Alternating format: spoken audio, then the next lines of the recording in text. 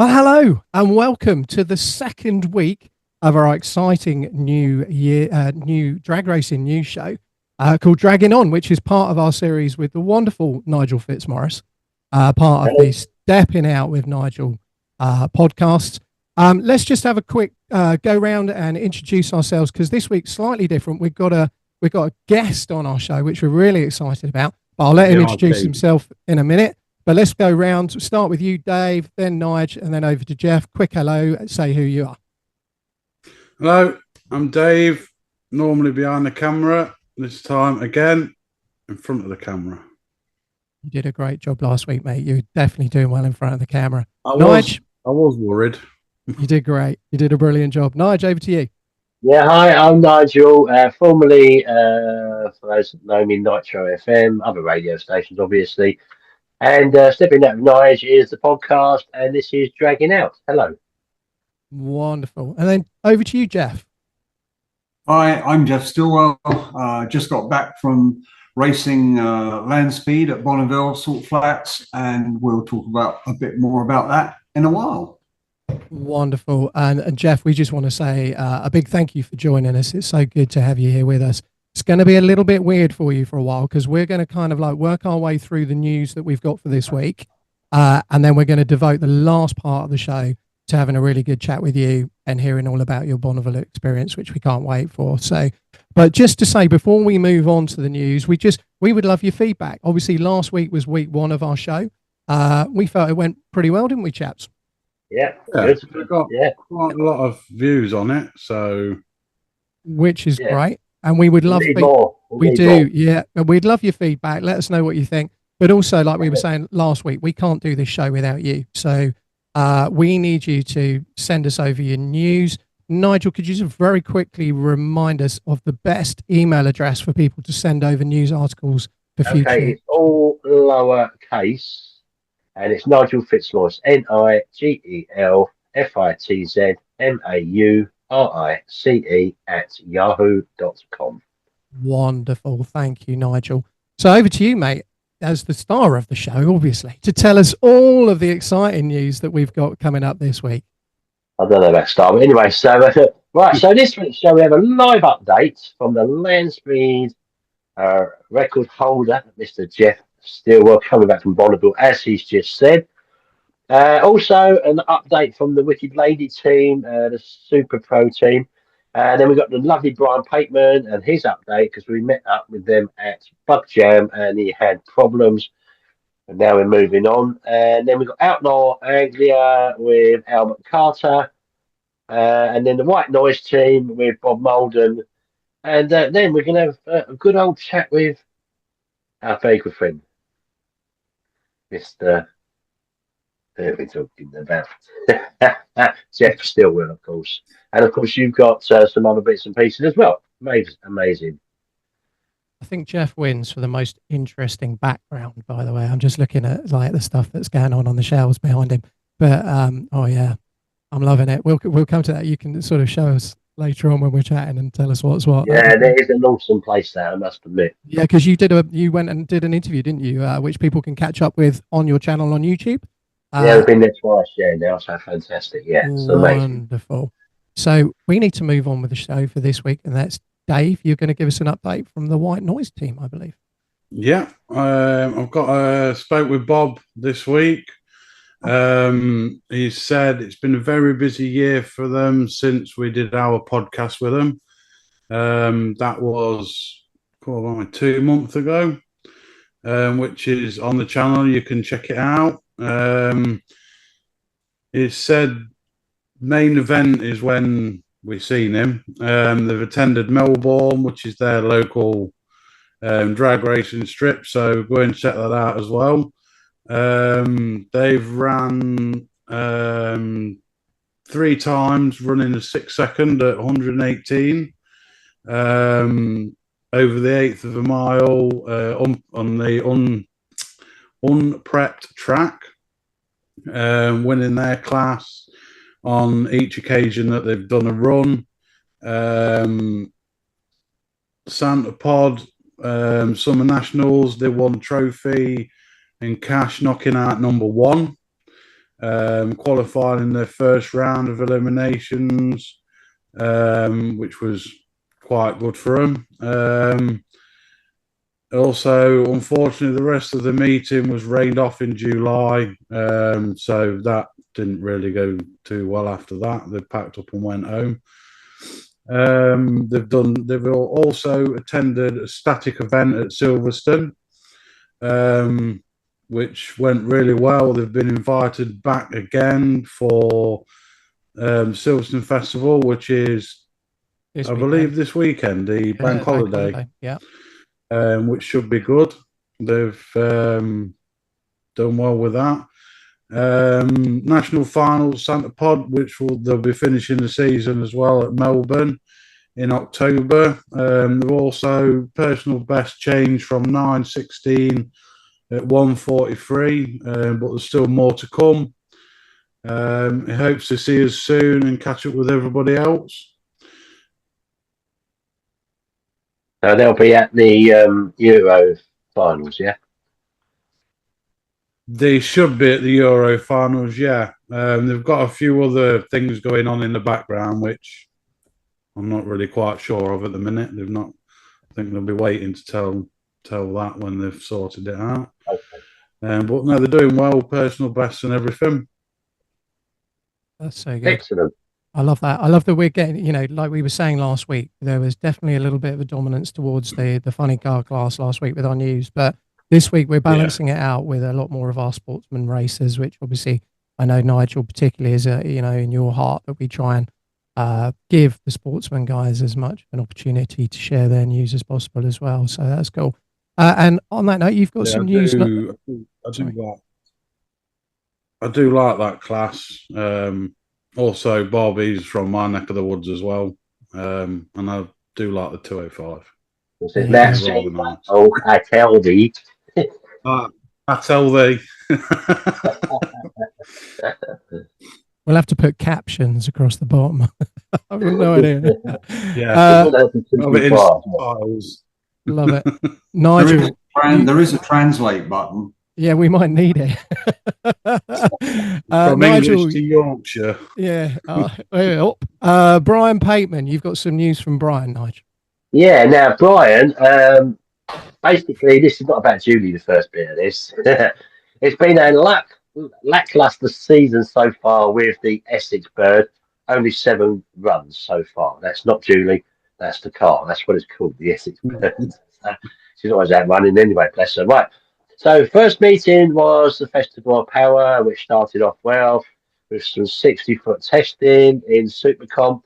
The car had new double adjustable shocks and a fogger in the nitrous kit instead of a plate on board.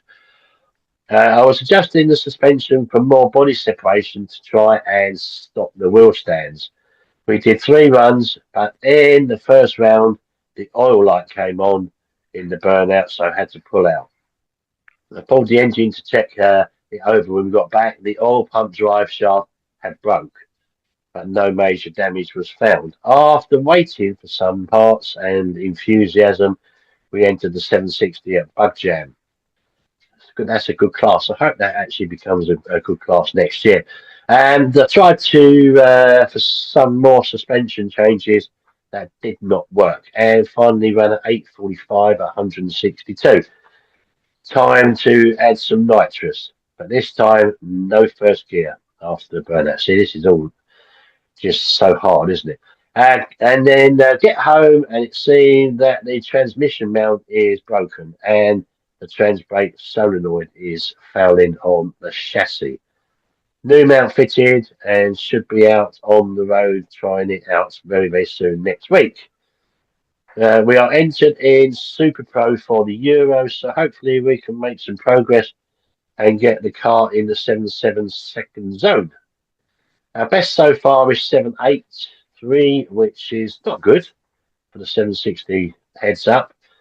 But if the car is still poorly, I will jump into the Street Eliminator with the Essex Bird 2, which is a 96 Trans Am. Love that car, it's brilliant. So as far as I know, can run in Street Eliminator if you run between 12 and 1350 without any chassis mods. chassis modifications. Come on, guys. I am also trying to tempt a couple of my old mates to come out and play and race with the Street Eliminator in a bid for a bit of fun with their street cars. That's Dave Townsend and Paul Letchford. So there we are. That's all going on with the lovely Brian and Judy Bateman. Wonderful. Thank you, Nigel. Yeah, I love the Street Eliminator class. It's got to be up there as one of my favourites, but there you go. I don't think my Mustang will be quite fast enough for that. There is some nice cars in that class. Just some incredibly quick street cars as well. So, well, I've got a little update from Albert Carter. It's been really cool to see Albert racing this year in Outlaw Anglia, following in his dad's footsteps. Many of you will remember his dad, Andy Carter, for the crazy 7-second. Pretty much a fuel motor sat in that bad boy all that time ago, running 7-second quarters in his pot. But sad news in one sense that Albert has decided that he won't be running anymore for the rest of the season. This season has been very much marked as like a learning curve for them. I know that they changed the motor partway through the year. They put a 454 Chevy motor into the pot, and they were very much feeling their way with that at Dragstelja. But felt like they made some pretty good progress. They've made a lot of updates on the car. His best running so far an 11:28.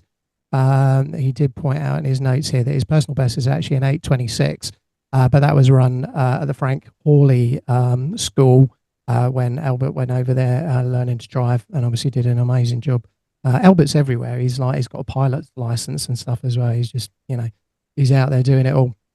But basically, they just kind of felt that with this year being a learning year, and points wise, he's not in contention for the championship. Let's take a step back, regroup. They've learned a lot with the car, and then come back all guns blazing for next season.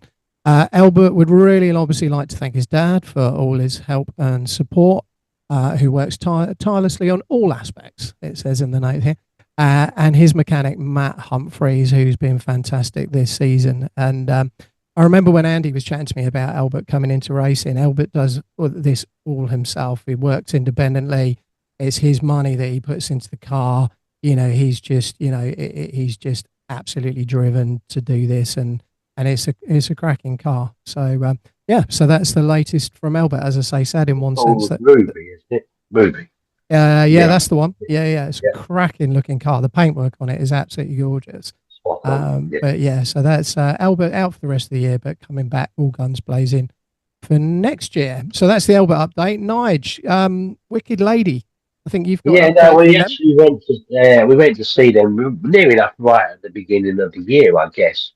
So those of you who are in Pro ET and Super Pro, you will know them, of course, as Sean and Darren Law, Bob, and Bob Callender, and of course the rest of the crowd. That's just an amazing team. They're nuts. Good company though. So Wicked Lady is the car, as I've called them before. No joke there intended, but the Silver Lady. Anyway, it's Wicked Lady. So in regards to that, this is from Darren. We got the Ron Diff sent to them. They was having big problems, and it came from the House of Race Cars. It was their fault, no one else's. And it had come in from the sunny USA, and is now currently Andy Robinson's being fitted for us.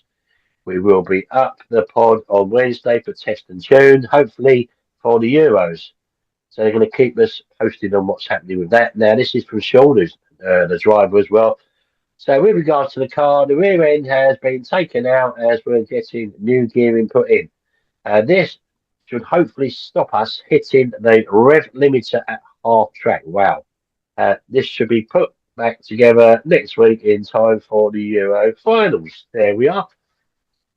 Brilliant. Love them guys. They've been running for such a long time, and they're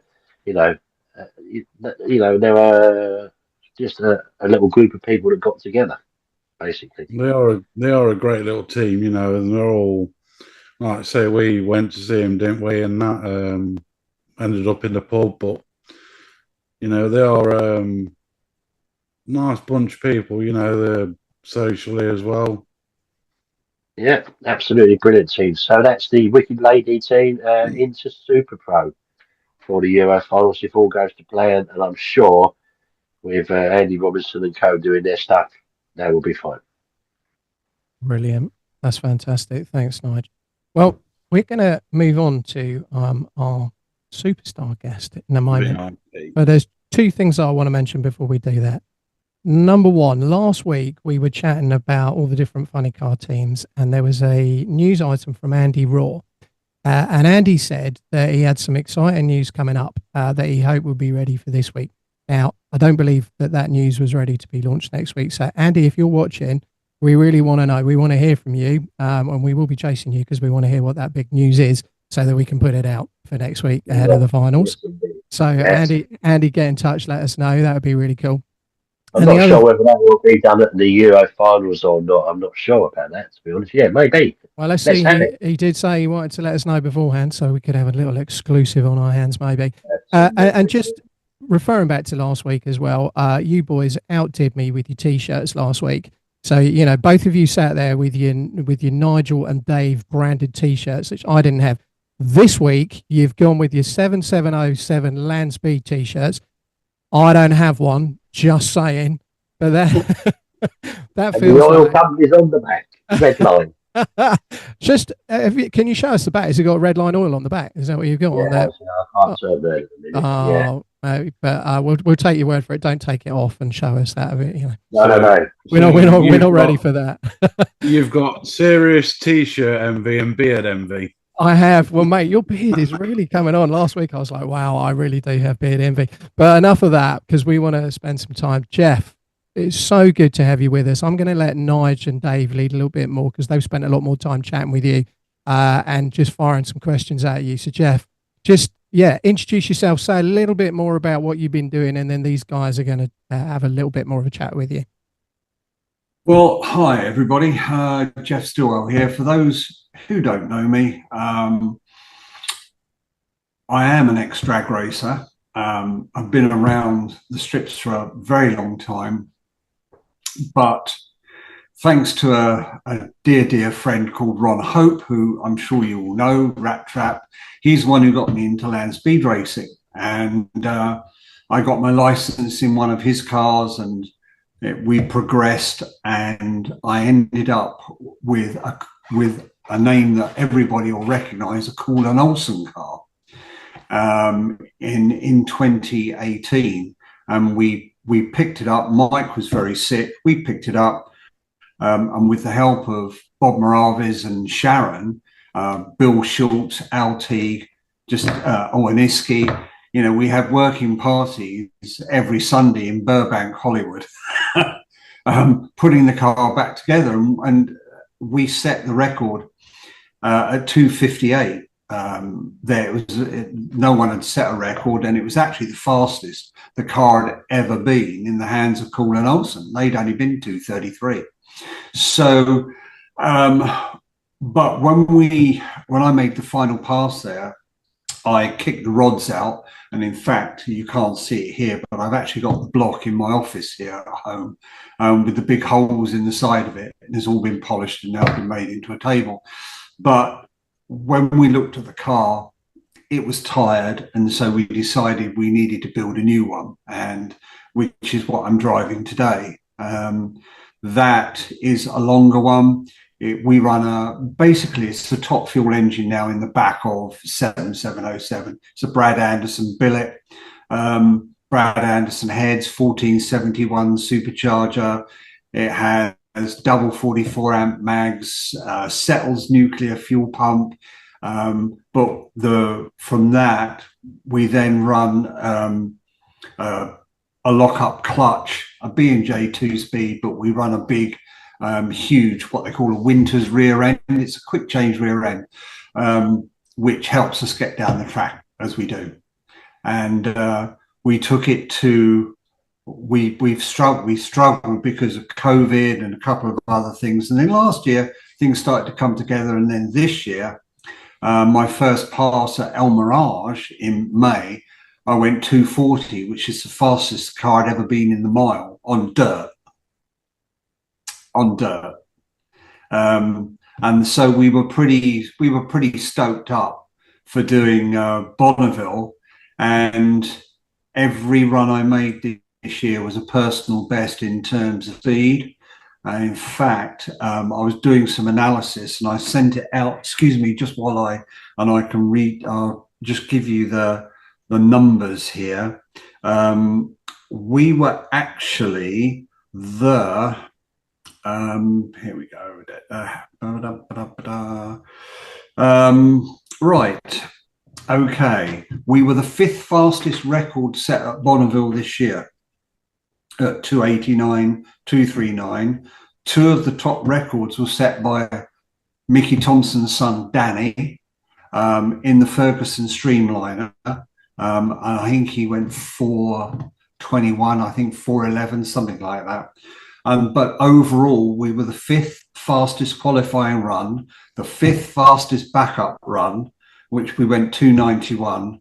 And interestingly, we were also 6th fastest overall to the first mile and 5th overall to the second mile. Yeah. And the only cars that beat us were the likes of the Ferguson Streamliner, Mike Strasberg of B&J, who runs an A fuel motor in the back of a Lakester, what we call a Lakester, which is effectively same as me, but it doesn't have a body on it. It's very streamlined, just like a dragster. Mm-hmm. But yeah, we went on my first pass. I was at 2:76 in the second mile, which is rocking, you know. And I hung on to it, and I was we got to the third mile, and I was doing 2:90 something, I think it was, and I hung on to it. And I actually went 3:01, but it wasn't through the timing clock, so it was on the data on the car. So and then I caught a flagpole and bruised the front of the car, which was a bit naughty. But anyway, so we qualified for the record with a 280. The record, I'd set the record last year at 277, and then another guy, a guy called Corey, drives to Jim Jard out of Texas, Hot Rod Hoodlums. I'm sure everybody's seen them on TV, the Hot Rod Hoodlum guys. He's got a stable of land speed cars. Anyway, Corey then beat my record of 277 with a 281 the next day. Right. And he held the record for about 8 hours. And then after that, so we were done. And then this year, he went down, he ran a 280, so he didn't beat his own record. But unfortunately, he had a fire in the car. There was an electrical fire, which then caught the fuel pump on fire, which then set the parachutes on fire. Wow. And it basically was a pretty bad onboard fire, sadly. So they were done for the week because it was too bad to repair. And we went out on my qualifying run. I went 287. 287? Yeah, 287. And then what people don't realize is about Bonneville is that it's the distances involved and it's the timing. Timing is absolutely everything. So I've made my pass. From the moment I leave the start line, I have to do the run, get off the track. I have to get to impound within 1 hour. And when you're 5 miles down the road and you're being towed back, so you get back to impound, then the clock starts ticking again.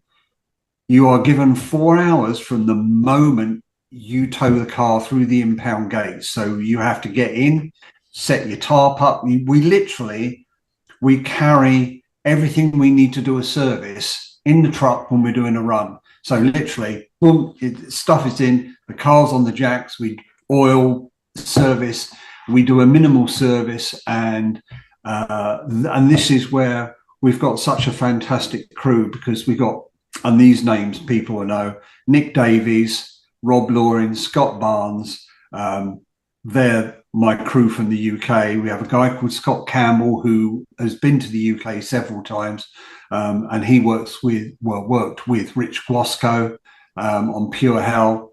We got another guy called Paulie Rivera who was instrumental in a lot of the early SoCal land speed cars, and he's been instrumental in the build of my car as well. And young Gabriel who helps us out.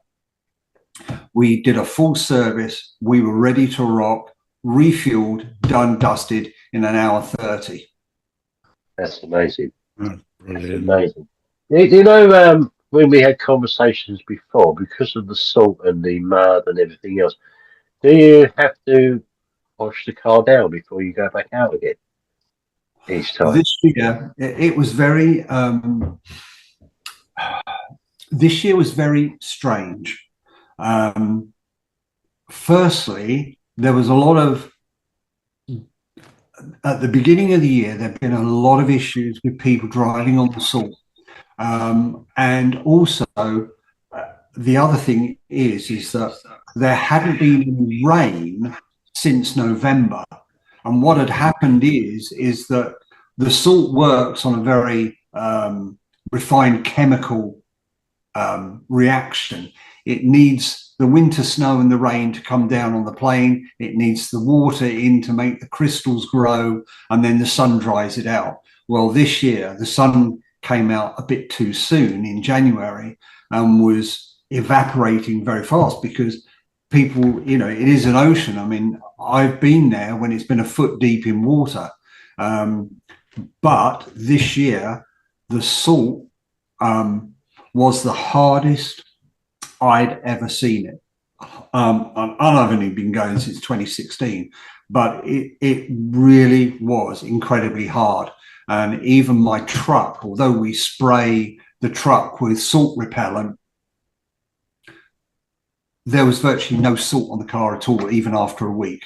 But when we get, so we check the car through, but everything on the car is such that it doesn't collect salt crystals, if that makes sense. You know, there's a lot of salt flying around, but we've got ground effects. We've got this. Any hole that's down the side of the car is taped, so it doesn't suck the salt up through the bodywork and into the cockpit, etc., etc. But in answer to your question, no, we don't wash it down. There was no reason. It's, you know, wipe down, yes, but there's not enough there. It was just like driving on concrete this year. Oh, amazing. Excellent. Thank you, Geoff. We will catch up with you and do a full podcast on this because it's an amazing journey for you. Yeah. Now, this is some of the stuff we get. We even get socks. 200-mile-an-hour socks. There you go. Make that a target. Is that exactly that? Yes. Cool. Brilliant. Just a quick one, Geoff. I've been meaning to ask for a bit. Obviously, you don't do standing starts. It's obviously the rolling start. Is there a set speed that you have to be pushed off at for you in order to go? Right. Okay. The answer to that is when you're driving at Bonneville, you've obviously got a bit more space. We only run to the 4-mile marker. Yeah. Okay. Everything we do is to the 4 mile. And when we do a backup run, it has to be over the same to the 4 mile. We don't carry enough fuel to go any further.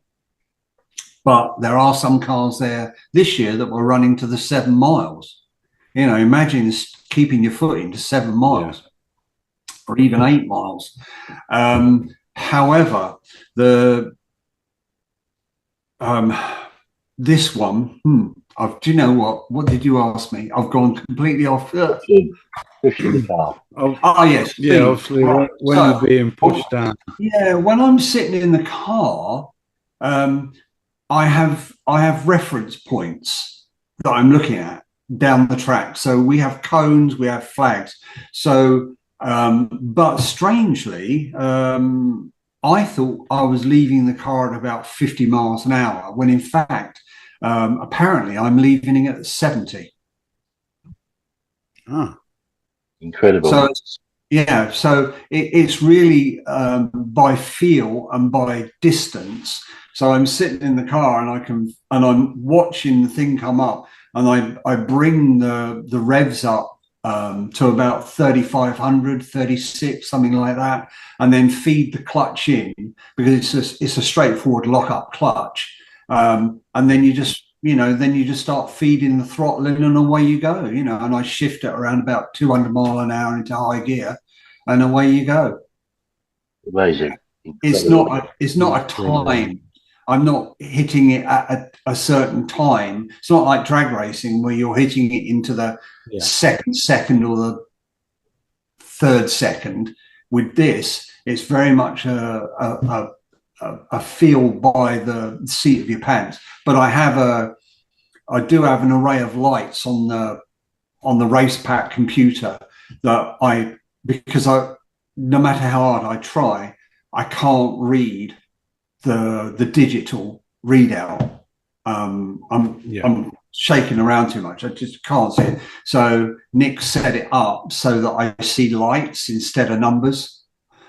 So I know that where I'm going. And this time, an interesting statistic for you is that I was doing 291 miles an hour at 5,900 RPM, but that was 31% throttle.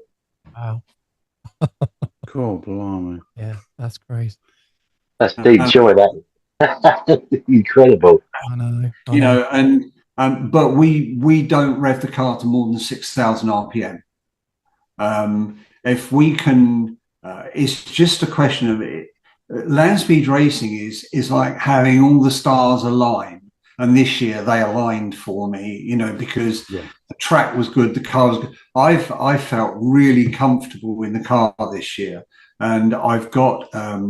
We invested. We don't get them over here. It's called an ultra chiller suit, and they're made in LA. And basically, it's just like wearing a t-shirt. And he has a really thin water pipe. And we have like a thermos flask that sits on the side of the car. You just plug it in, and it runs 8 AAA batteries, and it pumps iced water around your body. And it's been an absolute game changer for me, because this year was one of the hottest. Everybody on the team was suffering from heat, and on the day I did the backup record, it was 115 Fahrenheit. Oh, blimey. 115, although it was 90, I think it was 94 in the shade, and it was 118 out, just where you're standing in the sun. And because there's no shade out there. So, when you're sitting with a 20-layer top fuel suit, or however many layers they've got in them, and everything, it's hard work. And the other thing that we have, and anyone who's watched their videos will see, we've got like a thing that sits above me when I'm sitting in the car, and we have a mini air conditioning system that pumps cold air into my helmet. Yeah. Incredible. See, me and Nigel have we've been on about this for a while, because obviously, like with Tony Betts, when they're sat in the pairing lanes, they could be sat there for ages, and they're all, they're in their full suit and that. They must be absolutely roasting. Do you know what? I at Speed Week, I lost over 12 pounds in weight. And I'm still eating and drinking as normal. It's just that people don't realise, and I made reference to it on a video cast I did from Bonneville. I said, what people don't realise is that the humidity out there it's not zero, but it's only the highest I saw it from the time I was there to the time we left was 10% humidity. Yeah. Right? I mean, there's nothing, there's no water in the air. There's nothing. And so it doesn't feel as hot as it actually is. Well, then on top of that, you've got to deal with the salt because, and again, people don't understand that the salt actually sucks the moisture out your body. Yeah. Even though you've got shoes on, your feet are wet. Right? I mean, generally wet. And one of the guys that came out this year, John Hughes, who works with Roger Goring, is it, on his Firestorm jet car? Yep. He came out. He was just blown away by it. He had no concept of heat until he got there. You know, I mean, it really is. It really does sap you. But El Mirage is different because we run at the beginning of the year and the end of the year. In November, it's going to be around 24, 25 degrees. It'd be lovely, and humidity will be below 10%. So it's not hard. It's not hard work. It's just at Bonneville, when you're dealing with this stuff, everything you touch is red hot. Yeah, you know, and I burnt. It's healed now, but I burnt my arm here when I just sat in the car and I touched the body panel. You know, you can't pick up we run on the underneath the floor, we run a pan which we can drop very quickly, and that was put out the side when we were doing when we were in impound. We couldn't even pick it up. It was so hot. You've got to wear gloves. You know, it's a different world. And but as I say, this ultra chiller suit has been an absolute game changer for me. And the little air conditioning machine was made by Bob Moravis for me. Incredible. I had my aircon packed up in my car in the last few weeks, and it's been quite hot in the UK. Nothing like that, but I could have done with one of those seats in my car. Yeah, I mean, do you know what? These suits are only about $1,000. It's not bad, is it? And obviously essential when you're out there in those kind of temperatures. All you do is you put some ice and you put a cup of water, put ice in it, and that gives you. We actually put ice in it at the beginning of Saturday morning, and we were still using the same ice and water on the Sunday afternoon. Wow, they sound amazing. Geoff, there are 1,000,001 questions that we would love to ask you. And I think what's going to happen is that, correct me if I'm wrong, but Nigel, Dave, you're going to head down, I hope, head down to see Geoff again and have another catch up and do an extended interview, because there's so much that we want to hear. And unfortunately, we haven't got a lot more time now, but just to kind of like, you mentioned the crew. Obviously, we know, Rob and Nick from the UK drag racing scene. It'd be great. I don't know whether one of them might be around to join as well, because it'd be really fascinating to hear their input into the difference between running the kind of cars that they are on the drag strip and what they have to do for you. So maybe they could give a little bit of their input as well. Yeah, I mean, I know, of course, Tony Thacker is in Europe at the moment, who's an integral part of our team. Yeah. But he's just taken his hot rod over to Denmark to race. We shipped it in, and that's on a trailer now in the middle of Germany somewhere, I believe. Right. Nigel, Dave, off to Denmark. Yeah, off to Denmark. And then when he comes out, I know they're doing the hot rod drags and Euros, because Nick's daughter's running he's got 3 weekends. Wow. Yeah, he's a busy boy. I know that. Yeah, well, let's see what we can see if we can sort of tie something up. I hate to do this, but we need to close out. Just to kind of. But Geoff, just a huge thank you for taking the time to join us. And we must mention, obviously, we were talking about the T-shirts earlier. The 7707 team is obviously you, and you are sponsored by Redline Oils. So we need to give Redline Oils a mention as well and thank them for. And also, you are very kind of, you are a sponsor of Nigel's podcast. Can I just add one last thing? Of course. Hot off the press. Yesterday, we had confirmation that our good friends at Carrillo and Arias Pistons are coming on board to support 7707 going forward. Brilliant. That was agreed yesterday. So We're absolutely thrilled. The CEO of CP Carrillo and RS have been absolutely fantastic. That's what we run in the car now. So we've even set a record for them using Carrillo rods and RS pistons. That's brilliant. Fantastic. Well, great news. And we can segue nicely into rounding out with our sponsors. Nigel, none of this would be possible, would it, without your sponsors? Obviously, we've just said Geoff and the 7707 team at Redline Oils as one of your sponsors. Geoff and Belinda Bull. Belinda Bull, yes, of course. The racing waste. Yeah, Flexi Waste Environmental, that's Steve Ashdown, and of course, and our good friends at Euro Dragster as well for their support as well. There's one other. Fantastic, and of course, the best one, of course, Tide, apart from Jet, of course, Tide Marketing. Tide Marketing. Tide? Who's Tide? www.tide.marketing, just in case I'd not mentioned it before. But that you need on the t-shirt. Yeah, proud sponsor. So we can do it. So Nigel, got to get rid of a Ferrari t-shirt. Nigel, over to you just for the last word, and just to say a little bit about what you've got coming up with other interviews and stuff going forward. Yeah, coming up, well, mainly I guess for the Euros, the Mugridge family, fantastic people. Hopefully catch up with Susan Ponsford, she's a big drag racing fan. Julia Braskett, she's the Nitro Goddess. Colin Miller, looking forward to that. The Morris family as well. John and Billy Everett, hopefully Bailey Ashdown as well. And at some point, we would obviously with the Davis family as well. And of course, once again, thanks to all of our sponsors, but we will be catching up with you all very, very soon indeed. Geoff, I'll give you a call very soon. And also, thank you to you two for your hard work as well. Because without Dave and, of course, Dan, this wouldn't happen. So thank you very much. Melissa.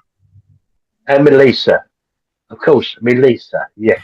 She's my PA. It's becoming a tradition with Lisa that she has to creep in the background each week. I noticed. She did it really subtly with like the brightest t-shirt possible today, bless her. Yeah, no, she is. That's Lisa in the Technicolor Dreamcoat. I love it. Just a quick one for Geoff. Will you be attending Manston? What, this weekend? Is it? There is one this weekend, but I know there's a few more as well after. Yeah, we're trying to get. I'm trying to make sure I get down with Tony with the hot rods. Okay. That's the plan anyway. We got the hot rod drags, but then because Tony's here till the end of September, so I'm pretty sure that was the plan anyway. Yeah. For us to get down there with my 34 and his 27. Have you seen? If you look at Custom Car, you'll see the new edition. You'll see he's written a piece all about restoring it or his find, and then getting it shipped across from LA to do these events with it. I'll have to take a copy of that up. Amazing. All right. Thank you very much. All right, so that's it for this week. There'll be more next week. Don't forget to get in touch with Nigel if there's any more news. Geoff, again, thank you so much for joining us. We really appreciate it. And we will catch up with you all again next week. And please don't forget to subscribe and, of course, like what we're doing. Makes a lot of difference to us. Thank you. All right. Take care. We'll see you all again next week. Bye-bye. Take care. Thank you. Bye-bye. Bye-bye.